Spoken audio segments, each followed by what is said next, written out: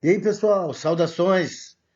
Estou aqui novamente para falar com vocês e acabar esse primeiro capítulo de introdução ao estudo do corpo humano. E aí eu apresento a vocês os termos de lateralidade. Sim, vocês veem aí unilateral e bilateral. Estruturas pares, pessoal, que têm elementos direito e esquerdo, por exemplo, os rins, são bilaterais. Ou seja, estruturas que ocupam os dois lados do corpo. Enquanto que aquelas presentes só num lado do corpo, eu digo que é unilateral. Então, quando eu quero me referir aos dois lados do corpo, bilateral, eu uso esse termo. Quando eu vou me referir a um lado do corpo, unilateral. Notem aí embaixo agora, pessoal, ipsilateral e contralateral.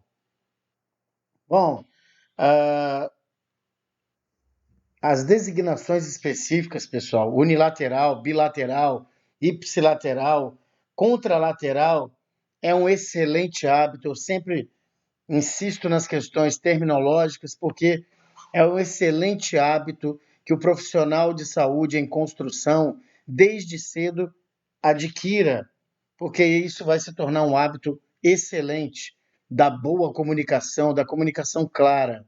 Bom, mas ipsilateral, o que é? Refere-se a algo situado no mesmo lado do corpo.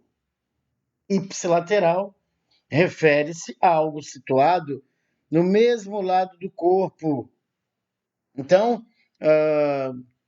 o indivíduo sofreu um acidente de motocicleta e lesou o braço direito e o pé ipsilateral, ou seja, além do braço direito, o pé do mesmo lado, ok?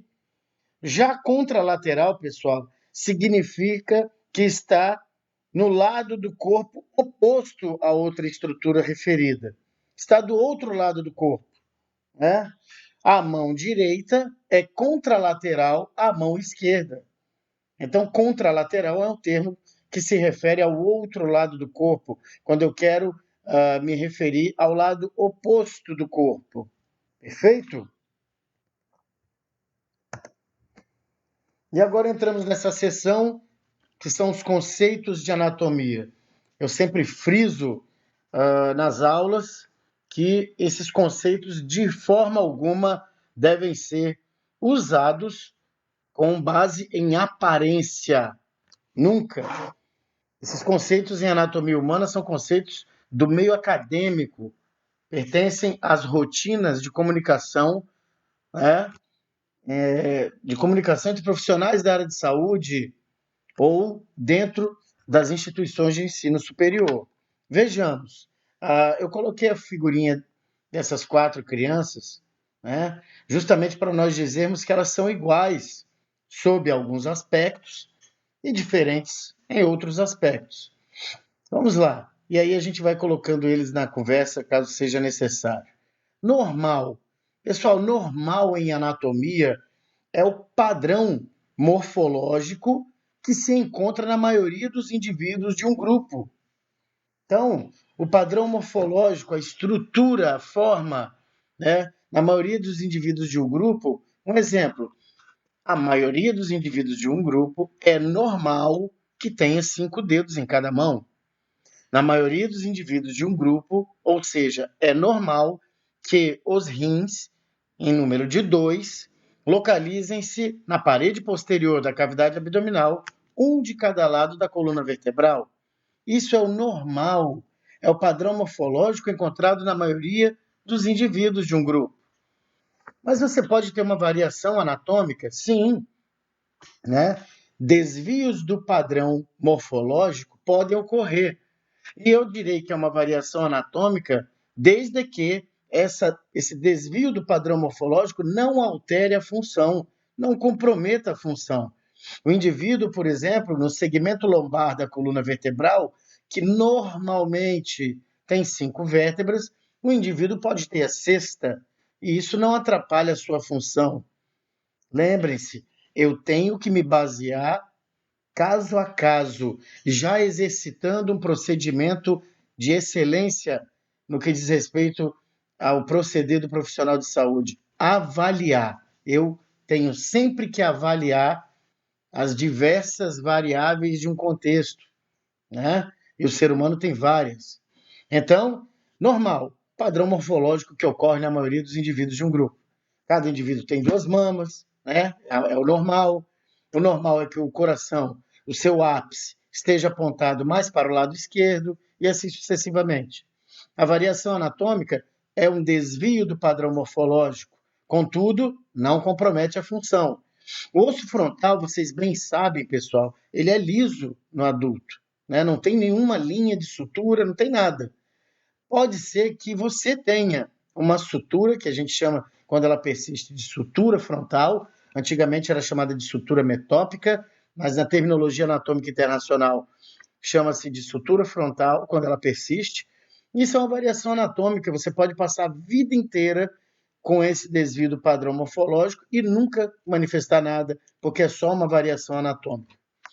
Meus amigos, quando essa variação anatômica ela causa prejuízo de funcionalidade a uma certa estrutura, nós temos uma anomalia.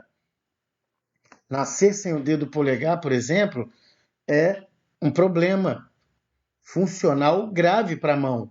Polegar faz parte aí de um contexto em que as funções principais da mão estão na pinça e na prensa.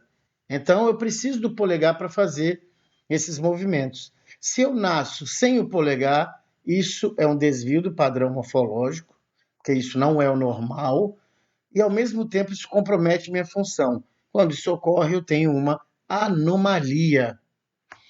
Monstruosidade é um nome muito forte, né? Mas dentro do conceito da anatomia, o que é? Quando uma anomalia, né, que já é um desvio do padrão com comprometimento da função, quando a anomalia é profundamente grave, a ponto de o indivíduo não poder sobreviver com esse desvio de padrão morfológico tão grave. A anencefalia é uma monstruosidade. O indivíduo não, é incompatível com a vida que ele, com uma anencefalia, possa sobreviver. Então, dizemos que quando uma anomalia é tão profundamente grave que se torna incompatível com a vida, nós denominamos uma monstruosidade. Vocês têm, é claro, várias formas de procurar imagens no Google, né, de polidactilia, sindactilia, sirenomelia, anencefalia, gêmeos siameses, enfim, uma gama de situações para se classificar como anomalias ou variações anatômicas, ou mesmo monstruosidades. Eu preferi não expor aqui, porque em respeito a essas pessoas que né, possuem, embora estamos aqui numa atividade acadêmica, a rede é universal e todo mundo tem acesso. Eu creio que esses elementos, esses componentes, não devam ser mostrados aqui. E mais uma vez me coloco à disposição para dirimir dúvidas, tanto aqui pelo YouTube quanto por e-mail, Luciano Duarte, anatomia@gmail.com. Envie o e-mail e nós podemos conversar. Vamos estender aí os canais de comunicação. Um forte abraço a todos. Já já vem aí o sistema esquelético e um forte abraço. Fiquem com Deus. Deus os abençoe.